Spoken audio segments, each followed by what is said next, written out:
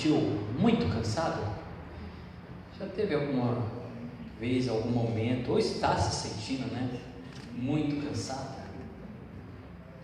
Eu me lembro de uma vez que eu era pequeno, devia ter, né, uns 6, 7 anos de idade, e nós resolvemos sair numa caravana, né, lá em Santa Fé do Sul, divisa com Mato Grosso, porque nós queríamos conhecer uma tal de uma prainha.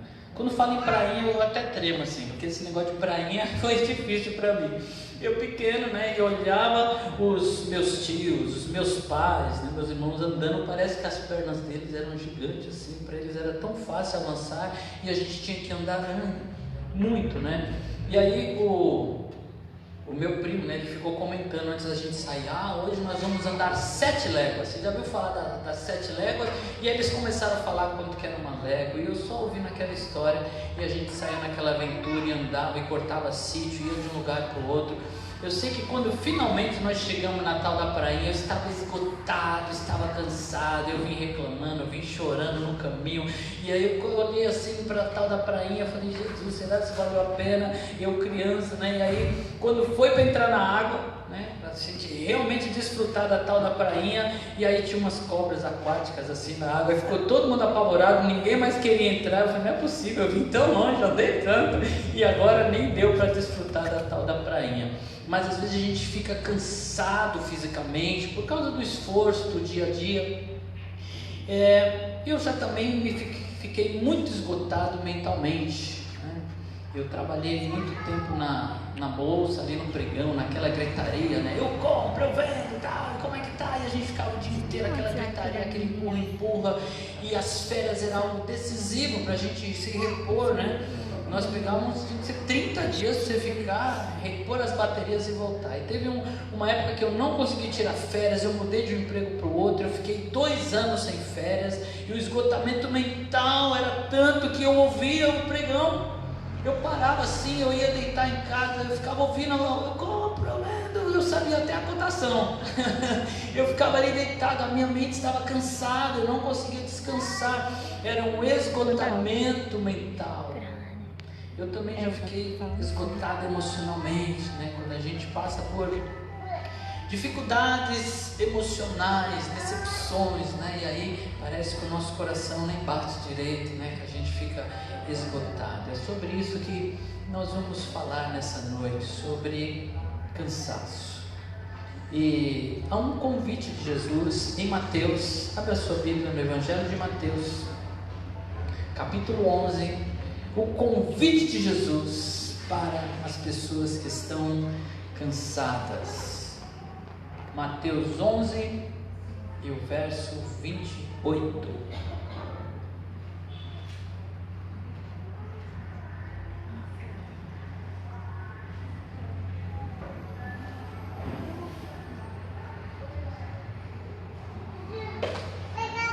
Amém? Todos acharam? Diz assim a palavra do Senhor: venham a mim todos os que estão cansados e sobrecarregados, e eu lhes darei descanso.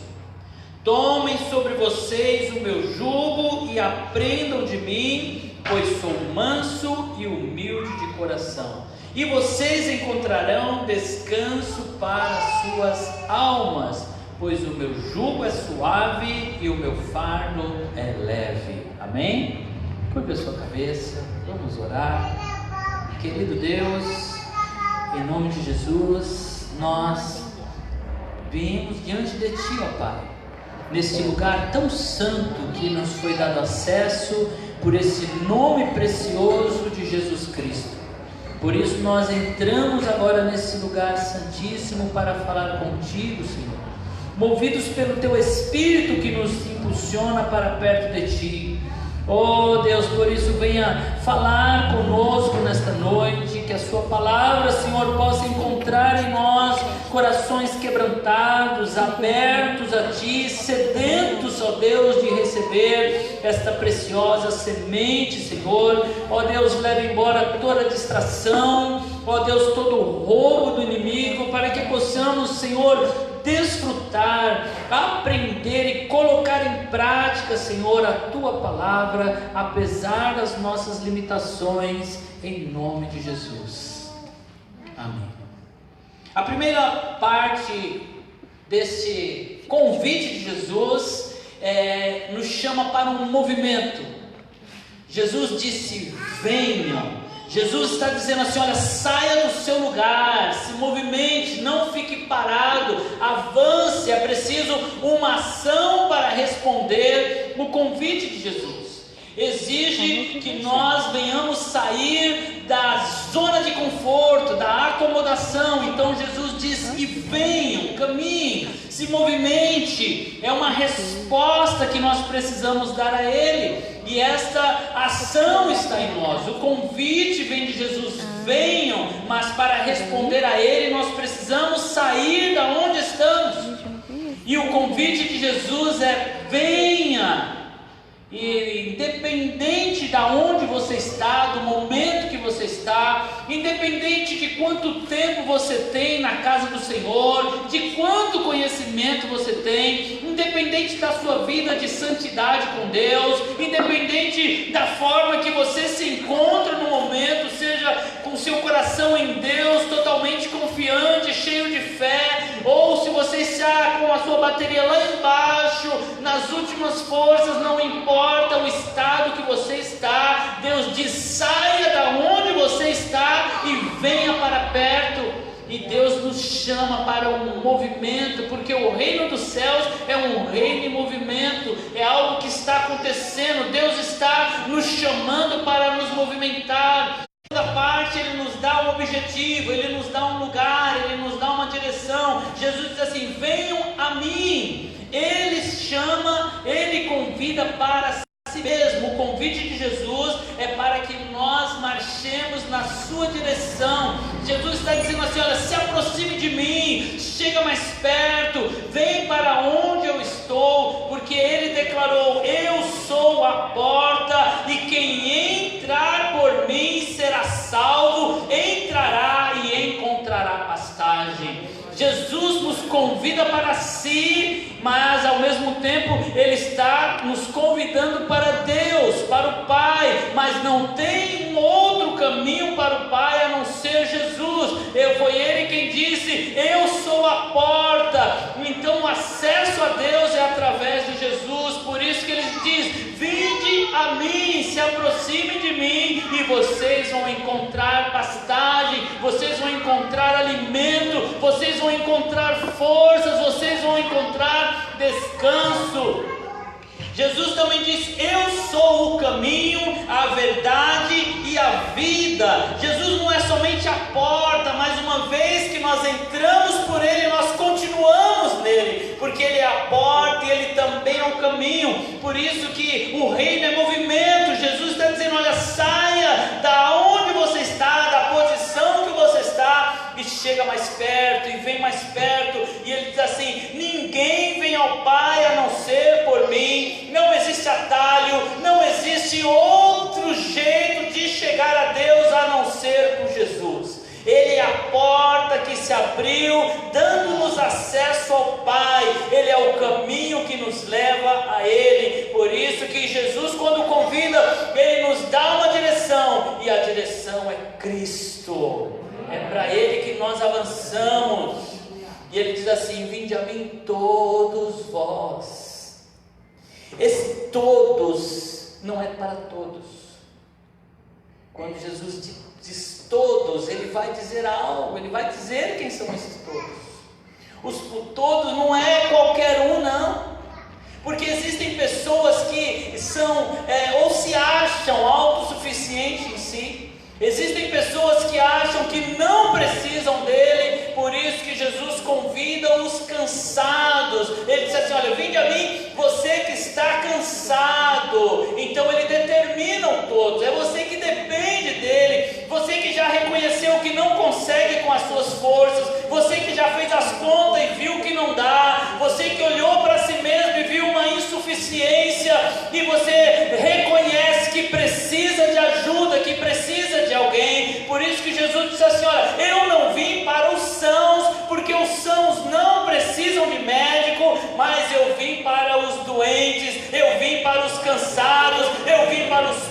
pobres, eu vim para aqueles que estão dependendo de socorro. Foi para esses que Jesus veio, e a esses que Ele faz o convite: olha, você que não consegue sozinho, que já entendeu isso, vinde a mim, você vai encontrar descanso. Eu quero falar um pouco sobre o cansaço. Eu já falei um pouco na introdução, mas existem 4 tipos de cansaço. Existe o cansaço físico, que é aquele que vem do esgotamento do nosso físico, que nos deixa sem força para realizar, às vezes até pequenas tarefas, porque a pressão, aquilo que nós fizemos está esgotando o nosso físico. A gente não para e você continua indo um dia após o outro, não dorme direito, acorda, levanta e vai para o trabalho, vai para as coisas, vai fazer, e aí vem o esgotamento físico. O nosso físico não responde, porque existe um limite para tudo, até para o mar. Deus disse assim: olha, mar, você vai vir até aqui, daqui você não passa. Isso lá na criação, e até hoje o mar obedece à ordem de Deus, e nós queremos romper os limites, e aí nós nos sobrecarregamos com os afazeres, com o trabalho, com a sobrecarga que nos vem, porque nós queremos fazer com a nossa força, com a nossa carne, e aí vem o cansaço no nosso físico. O outro cansaço é o cansaço mental, ele que produz a ansiedade, a preocupação, o esquecimento, a falta de atenção. Isso vem do cansaço mental. Nos preocupamos tanto, ficamos ansiosos, e a nossa mente não para de trabalhar o tempo inteiro.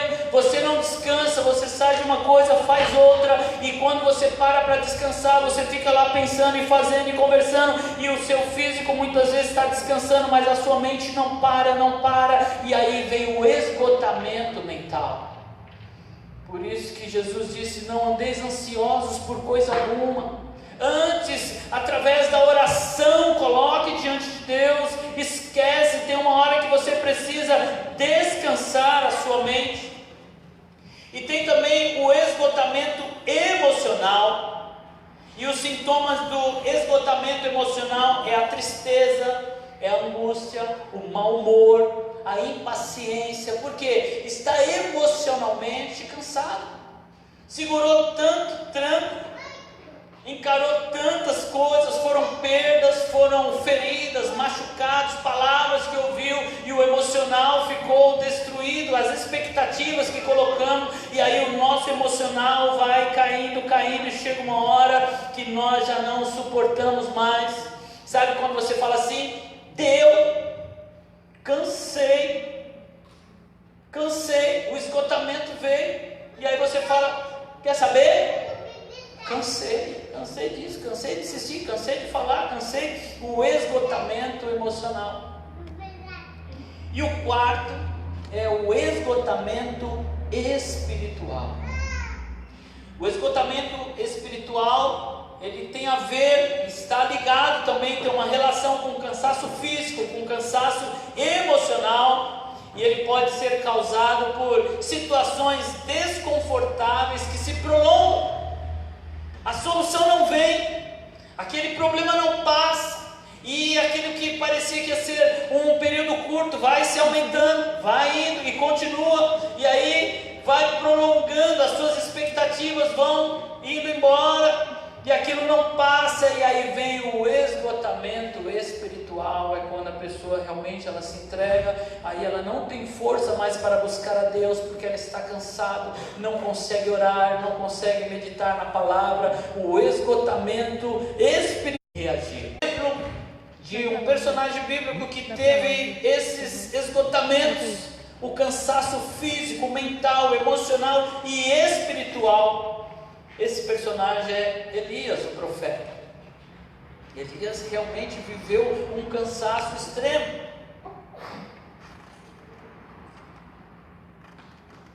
No seu físico, Elias foi para longe. Ele deu uma palavra para Acabe: olha, conforme a minha palavra não vai chover.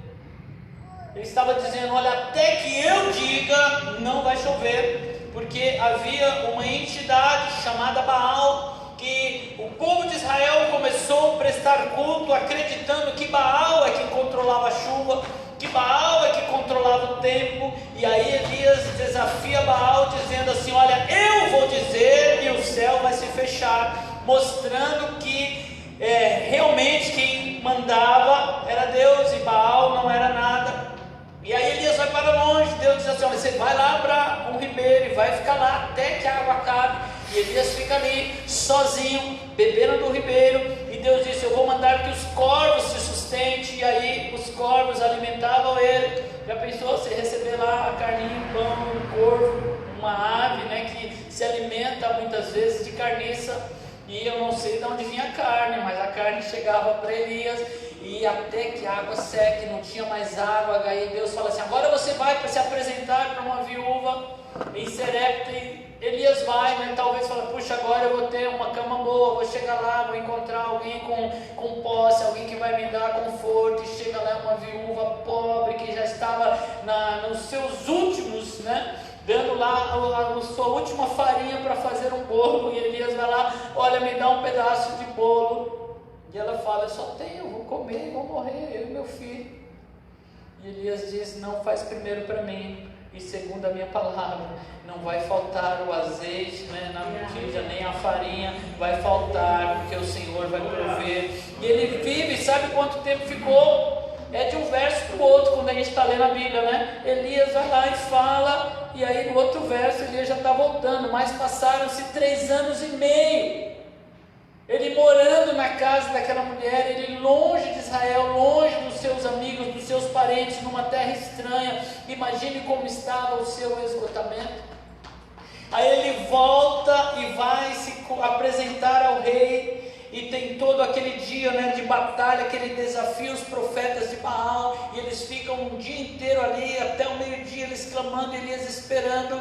E aí ele já vai para um esgotamento emocional, um esgotamento mental, né? Imagina as preocupações dele longe da sua terra, e agora ele está ali naquele desafio, achando que ali culminaria e Israel entenderia quem era Deus. E ele vai ali, faz o altar, ele clama, e Deus se manifesta e manda fogo do céu, e todo Israel começa a bradar: o Senhor é Deus, Baal não é Deus, é o Senhor quem governa. E aí Elias se anima, e eles entram numa batalha agora contra os profetas, porque ele é travado uma batalha. Eles matam os 400, né, profetas de Baal, mais 450 de Azera, ou seja, eram 850 homens lutando. E ao final de tudo aquilo, o rei vai comer, né, a carne, e Elias vai para o monte orar, pedir agora que Deus mande chuva, e mostra como estava, né, o emocional dele, a ansiedade, que ele começa a orar. Ele pega para o servo dele: ó, vai lá no monte e vê se tem uma nuvem. Aí ele vai lá, ele volta, ele está orando: tem nuvem? Não tem. Volta lá de novo. Ele faz isso por 7 vezes, ansioso, né, querendo um sinal de Deus, uma resposta, até que na 7ª vez ele vem e diz: olha, eu vi lá uma nuvem do tamanho da mão de um homem. E Elias falou: basta isso, Deus está respondendo. E ele corre e diz para o rei: olha, vai para a sua casa, corre que Deus vai mandar chuva. E Acabe entra no seu carro, né, com seus cavalos, e vai em direção ao palácio, e diz que o Espírito Santo toma Elias, e Elias vai correndo à frente dos cavalos. Deus reveste ele, agora ele está correndo, né, na frente dos cavalos. Ele vai à frente de Acabe, talvez pensando, né, jubiloso: pronto, agora Israel se converteu ao Senhor, está provado, Acabe vai conduzir Israel para Deus. Mas chega lá, né, quando Acabe conta para Jezabel: olha, Jezabel, sabe o que aconteceu? Encontrei com Elias, e aconteceu, e Deus mandou fogo, e os profetas foram mortos. Aí Jezabel se enche de ira e fala: o quê? Acabe fica pequenininho, né? Vai lá e se esconde. E aí ela diz assim: manda dizer a Elias que eu vou matar ele, assim como ele fez com os profetas.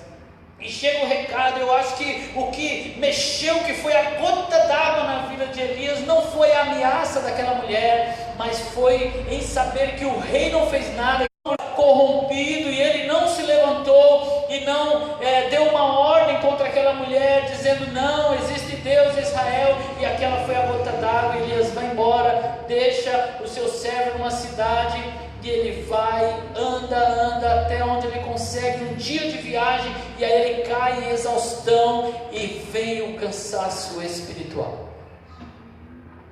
Elias se cansou espiritualmente, e aí ele pede a morte ao Senhor. Senhor, tira minha alma, pode me levar.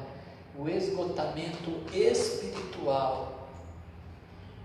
E Elias pede a morte, e vem um anjo, e o anjo tem um trabalhão, porque ele vai recuperar o seu físico, o seu emocional, a sua mente. E aí o anjo vem e cutuca Elias, porque depois disso ele estava tão cansado que ele dormiu, e o anjo acorda ele, dá uma comida para ele, ele come e vai dormir de novo pelo seu esgotamento físico, mental. E o anjo mais uma vez desperta, dá mais comida para ele, repondo o seu físico, e Elias se levanta, e com aquela comida, diz que ele anda 40 dias e 40 noites, ele vai embora e se enfia numa caverna, na direção errada. Deus dá comida para ele voltar, ele pega e vai embora. Deus fica olhando: para onde você vai, meu filho? Ele esperou 40 dias para ele conseguir parar, para Deus falar com ele de novo. Entra numa caverna, ele quer a escuridão, ele quer se fechar, ele quer descanso para sua mente, ele está esgotado. E aí Deus vem e diz assim: Elias, o que você está fazendo aí nessa caverna? O que aconteceu com você? Por que você está aí se escondendo? E aí Elias fala: é porque mataram os seus profetas e só eu fiquei, eu estou sozinho. E aí Deus diz: não, existe um remanescente, eu reservei 7.000 para mim, que não se prostraram a Baal. E aí Deus diz: agora volta, Elias, você foi longe, agora você vai ter que voltar aos 40 dias de caminhada. E Elias vem, e porque ele estava no auge do seu cansaço, do seu emocional, do seu físico, da sua mente. Quando Jesus convida dizendo: vinde a mim, você que está cansado, ele certamente não estava se referindo ao cansaço físico. Jesus também não estava se referindo ao cansaço mental ou emocional.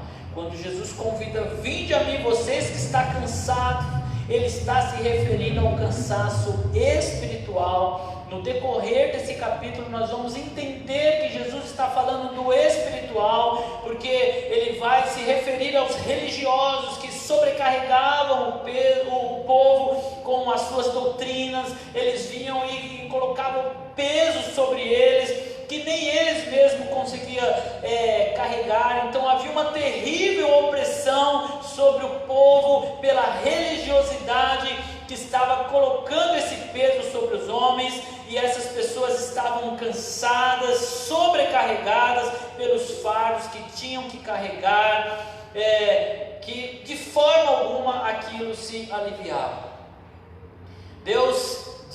Jesus disse lá um pouquinho para frente, no verso 4, dizendo que, no capítulo 23, verso 4, dizendo assim: vocês atam fardos pesados, difíceis de carregar, e os põem sobre os ombros dos homens, entretanto, eles mesmos nem com o dedo querem movê-los. A pressão. E por isso que Jesus vai dizer assim: tomai sobre vós o meu jugo. Quando Jesus fala do jugo, o que era o jugo? Jugo era uma peça de madeira, que se colocava sobre os animais que vinham no lombo de um e do outro animal, para que eles pudessem trabalhar juntos. Isso era um jugo. Então, para que dois animais caminhassem juntos, bois, cavalos, trabalhando, colocava-se o jugo para dividir o peso.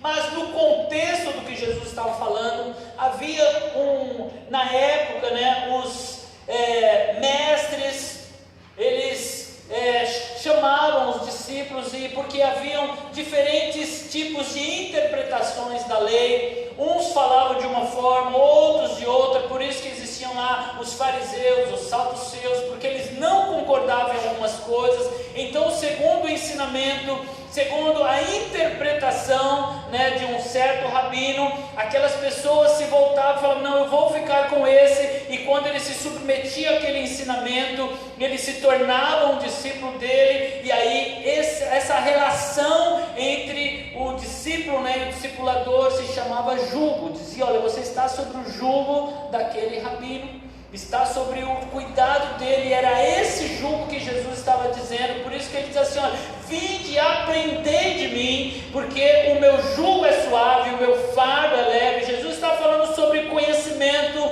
ele estava falando sobre a verdadeira interpretação da palavra de Deus, e ele dizia, olha, o meu jugo é suave, ele não traz o cansaço espiritual. Por isso que Jesus vem, eu vou trocar com você, você vai aprender de mim, que sou manso e humilde de coração. Então é esse jugo que Jesus está falando aqui: tomai sobre vós o meu jugo, e o meu jugo é suave e o meu fardo é leve. Jesus não está falando aqui que a vida cristã é fácil, não é isso que Jesus estava dizendo. No entanto, todas as obrigações, disciplinas exigidas por Deus, elas são boas e abençoadas. É isso que ele está dizendo. Não está dizendo que é fácil, mas ele está dizendo assim, olha, aquilo que Deus nos pede é bom, vai nos melhorar, vai nos abençoar, vai nos dirigir, vai quebrar as cadeias. Quando nós entendemos a verdade de Deus, é isso que Jesus está dizendo, olha, vai ser suave, porque a mão de Deus estará sobre você. É esse o jugo, ou seja, esse o caminho cristão que cada um de nós deve seguir. O vinde a mim de Jesus vem junto com toda a força de Deus para enfrentarmos os desafios e vencê-los. Quando Jesus disse vinde a mim, ele também está dando poder, ele está dando força. Quer ver a prova? O próprio Jesus disse assim, olha, ninguém vem a mim se o Pai não trouxer.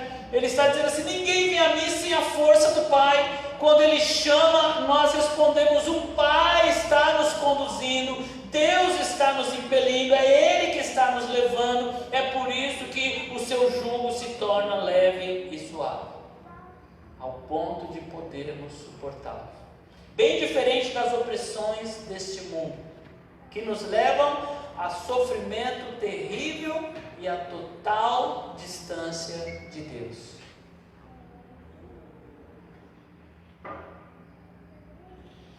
E Jesus fala de um descanso. Eu nem sabia que a alma cansa, mas Jesus fala assim, eu vou dar descanso para a sua alma, eu vou dar descanso para o seu espírito. Isso mostra que ele está falando do cansaço espiritual, por isso que Jesus oferece descanso para a alma, que o nosso espírito possa descansar em Deus. A maioria das pessoas sabe onde encontrar descanso para o físico, a maioria das pessoas sabe onde encontrar o repouso para o seu emocional ou para a sua mente. Existem diversos profissionais da saúde que vão te orientar, que vão te dizer, cansaço físico, uma boa rede, não é? Sério, amarrada no coqueiro, tomando água de coco, férias, Foi quarta passada que o pastor Milton ministrou, ele falou, estou de férias, a pessoa já foi tomando posse, achou que já era pregação, estou de férias, oba, eu pego aqui, glória a Deus, aleluia, descanso para o físico, nós sabemos onde encontrar, mas aonde encontrar o descanso para a alma? Como é que descansa a alma? Tem pessoas que querem buscar o descanso para a alma no conforto, querem buscar o descanso para a alma nas drogas, na promiscuidade, acham que vão encontrar descanso para a alma nos entretenimentos, eles acham que vão encontrar descanso para a alma na pornografia, no prazer, mas isso sabe o que faz? As pessoas já estão cansadas, no seu espírito eles começam a tentar suprir, buscar, recarregar nessas coisas, aí vem a sobrecarga. Por isso que Jesus disse, vinde a mim os cansados e os sobrecarregados. Quem são os sobrecarregados? São aqueles que estão ainda tentando buscar descanso para a alma em outra coisa que não é Deus. Isaías capítulo 43, verso 24, ele vai falar sobre a sobrecarga. Ele diz assim, vocês não me comprou com qualquer cana aromática. Deus está dizendo assim, olha, você parou de me adorar, você parou de me buscar, nem me encheu com a gordura dos sacrifícios. Os sacrifícios eram a busca por Deus, simbolizava a busca por perdão, por relacionamento com Deus. E Deus está dizendo assim: olha, vocês deixou isso. E ele diz assim: mas você me sobrecarregou com os seus pecados e me deixou exausto com as suas ofensas. Sobrecarga que vem do pecado, que vem das ofensas, que vem do abandono por Deus. E no verso seguinte ele diz assim: sou eu mesmo aquele que apaga as suas transgressões por amor de mim e que não se lembra mais dos seus pecados. Jesus, o próprio Deus está dizendo aqui: olha, sou eu quem te livra desse peso, porque esse peso que está sobre você, a única forma de removê-lo é através do perdão que é encontrado no próprio Deus. Quando Jesus disse: vinde a mim e eu vou trocar esse fardo pesado, ele disse assim: eu vou tirar a culpa, eu vou tirar esse peso e você vai ter uma outra oportunidade. Deus está dizendo: olha, é em mim que você se recarrega espiritualmente. E no verso 26 ele ainda diz assim: relembre o passado para mim. Deus está dizendo assim: me confesse o que você fez, me confesse o que está pesando, me confesse aonde está doendo. Olha, conta para mim o que está mexendo com você, o que está te levando para longe de mim. Venha. E ele diz assim: olha, vamos discutir a sua causa. Deus nos chama para uma conversa, para um relacionamento. Ele está nos convidando à oração. Ele está dizendo assim: entra lá no seu quarto, fecha a porta, se isola, fica só você e eu. Aí você me conta o que é que está te corroendo, o que é que está exaurindo a sua força. E ele diz assim: apresente o caso para provar a sua inocência. O que Deus está dizendo aqui? Quando você confessar Ele em Cristo Jesus, vai tirar esse fardo, Ele vai te perdoar e você vai ser encontrado inocente pelo sangue de Jesus Cristo. Você será absolvido. Ele nos chama para nos manter puro, para um relacionamento com Ele, não nos afastando. Aonde encontramos descanso para a alma? No Salmo 62, Davi declara assim: a minha alma descansa somente, unicamente, só existe um lugar onde a minha alma descansa, e ele diz: somente em Deus, dele vem a minha salvação. Davi entendeu aonde encontrar descanso para a alma, e ele diz: o meu descanso está em Deus. E no verso 5 ele diz assim: descanse somente em Deus, ó minha alma. Ele diz para a alma: olha, não adianta se iludir, não existe outro lugar, não tem outro recarregador. O único lugar onde a alma descansa é em Deus. E Davi ministra isso à sua alma, para ela não se iludir. Descanse somente em Deus, ó minha alma, dele vem a minha esperança. É em Deus que nós nos descansamos espiritualmente. E quando nós estamos descansados espiritualmente, eu quero falar sobre dois personagens que aprenderam isso: Paulo e Silas. Lá em Filipos, na Macedônia, que era uma colônia romana, Paulo e Silas estavam com essa sobrecarga. O seu físico, nas suas viagens, em suas peregrinações, eles estavam dando do seu físico. Nessa cidade, Paulo ficou um período e ele foi logo encontrar aonde recarregar a bateria. Diz que ele e Silas chegam na cidade, eles vão procurar, sabe o que é? Eles não procuram um restaurante, eles não procuram um hotel, eles não procuram uma pousada. Quando Paulo e Silas chegam nessa cidade, eles começam a procurar um lugar de oração. Aonde a gente vai orar?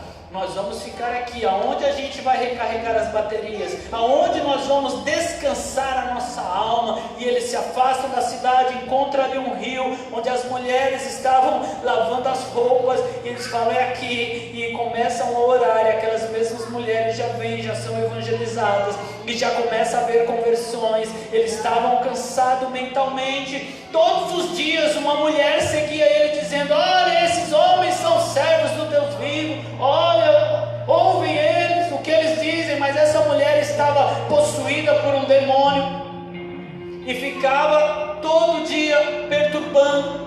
mente.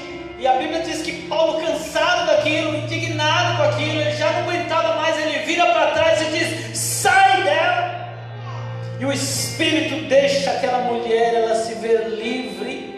Mas os comerciantes que se aproveitavam daquela mulher, eles veem a sua possibilidade de lucro indo embora.